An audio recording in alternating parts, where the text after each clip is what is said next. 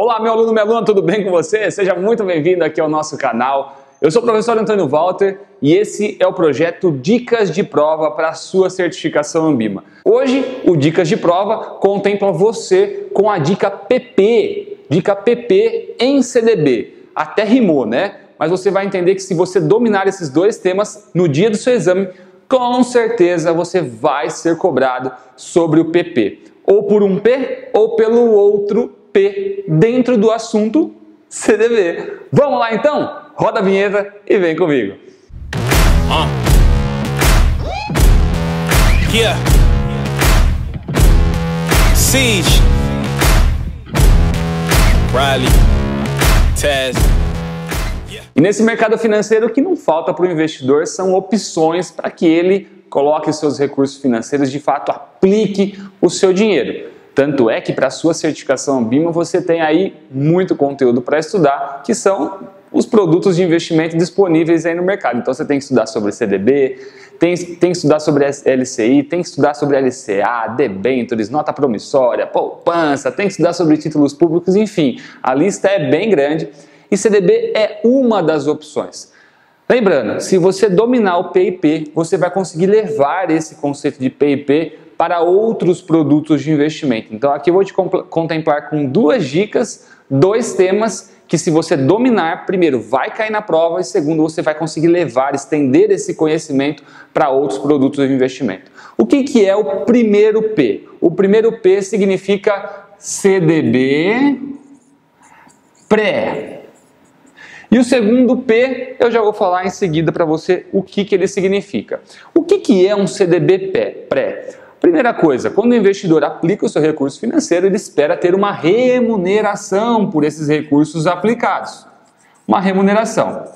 Só que é o seguinte, meu querido e minha querida, essa remuneração é basicamente um acordo entre as partes envolvidas. Então, o banco que emite CDB fala para o cliente o seguinte, olha, eu estou disposto a te remunerar desta forma, de uma forma pré-fixada. E para o investidor, o que significa ter um ganho pré-fixado? Significa que quando ele faz a aplicação do recurso financeiro, ele já tem condições de, nessa ocasião, ter certeza do quanto ele vai ganhar. Por quê? Nós estamos pré-fixando o ganho dele. Mas nós vamos além desse conceito extremamente básico de CDB pré.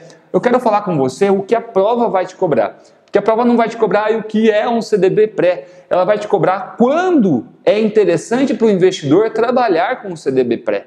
Por que é interessante, por exemplo, eu optar por um CDB pré e não por algum outro tipo de CDB que a gente vai aprender mais para frente? Bom, basicamente, dentro do mercado financeiro, nós utilizamos algumas referências para a remuneração, né? Algumas taxas, alguns indexadores de referência. Na maioria das vezes é mais comum utilizarmos aqui no CDB o famoso CDI. E a variação do CDI ela é muito influenciada por uma taxa-mãe da economia, que a gente chama da taxa-mãe a taxa Selic. Né? Você deve ter estudado, se ainda não estudou, vai chegar na hora que você vai estudar sobre Copom, sobre o que o Copom decide, qual que é a taxa que eles decidem aumentar, descer, ou enfim, ou manter. Mas basicamente essas reuniões do Copom e essas decisões que são tomadas dentro do Comitê de Política Monetária nos dão um histórico e uma previsão do que vai acontecer com essa taxa-mãe.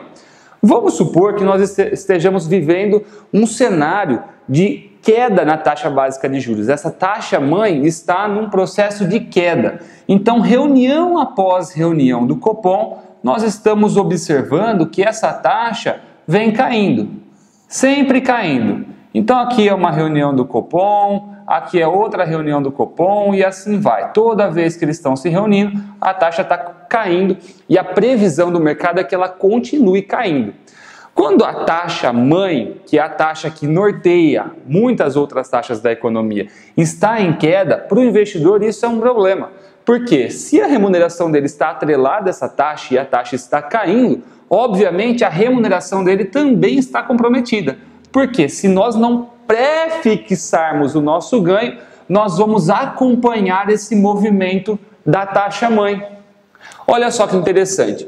Então, na tua prova, quando você escutar que nós estamos vivendo ou temos um potencial de viver um cenário de queda na taxa de juros, nós vamos enxergar como uma bela de uma opção para o investidor trabalhar com taxas pré.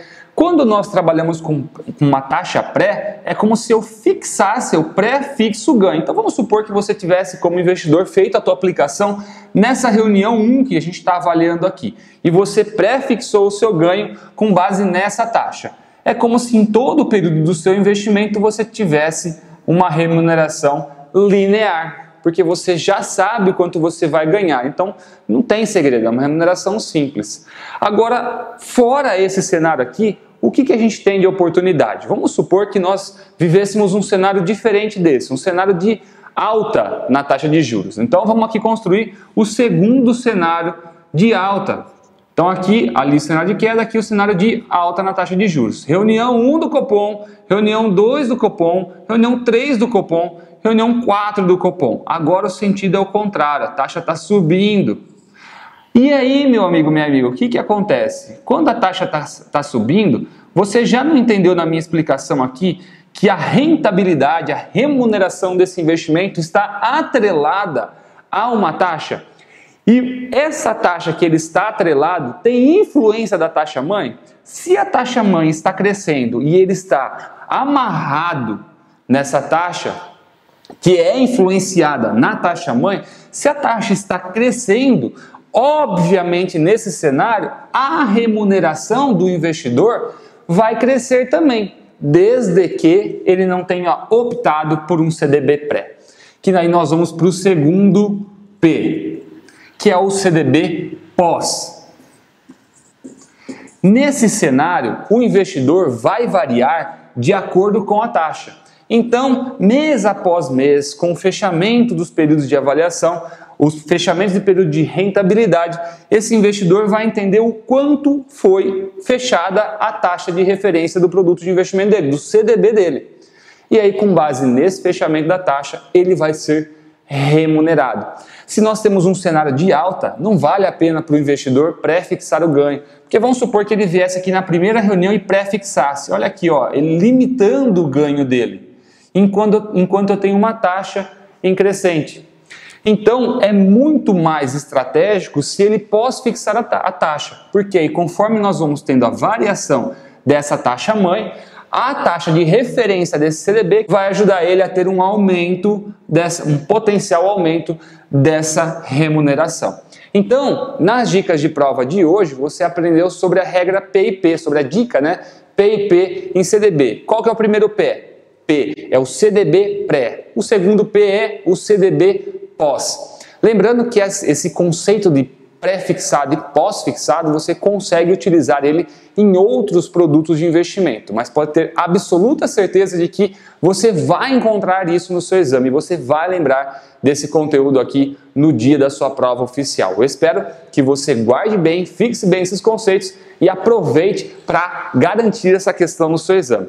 Não se esqueça aí de se inscrever no nosso canal aqui no YouTube, ou você que está escutando esse conteúdo aqui pelo nosso podcast, também assine o nosso podcast para que você sempre seja notificado e não perca nenhum conteúdo postado aqui. Porque além de conteúdos para a sua certificação, nós estamos falando de temas que vão te ajudar na sua vida como distribuidor de investimento. Então vale muito a pena você acompanhar as informações que são postadas aqui nos nossos canais. Fechado? Muito obrigado de ter ficado comigo até aqui. Te espero no próximo conteúdo. E olha só, se esse conteúdo foi interessante para você e você acredita que ele pode ajudar mais colegas na sua agência, onde você trabalha, pega o link desse vídeo aqui ou pega o link desse podcast e manda lá nos grupos do WhatsApp do banco para que a galera também tenha acesso a essa informação e domine esse tema para quando o cliente sentar na mesa, você dê um show no seu atendimento quando o assunto é investimentos. Um grande abraço aí do professor Antônio Walter, a gente se vê aí no próximo conteúdo. Até já!